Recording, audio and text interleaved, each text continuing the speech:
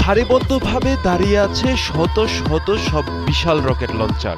600 millimetre ক্যালিবারের এই multiple rocket সিস্টেমগুলো truck চালিত মোবাইল প্ল্যাটফর্মে বসানো। লঞ্চ টিউবগুলো তাক করা আকাশের দিকে, পাশে ভারী সামরিক যান, সাজোয়া ইউনিট আর সামরিক কুচকাওয়াজের কড়া শৃঙ্খলা, যেন বুঝিয়ে দিতে চাচ্ছে এখনই যুদ্ধের জন্য প্রস্তুত উত্তর কোরিয়া।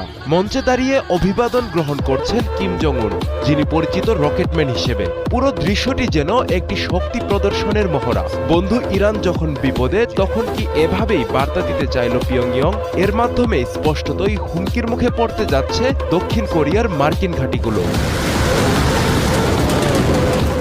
কিমের অস্ত্রভাণ্ডারকে সমৃদ্ধ করছে এই 600 millimetre multiple rocket launcher system, যা পারমাণবিক ওভারহেড বহনে সক্ষম। কিম এটিকে কৌশলগত মিশন সম্পন্ন করার উপযোগী বলে বর্ণনা করেছেন। মূলত পারমাণবিক সক্ষমতারই ইঙ্গিত দিয়ে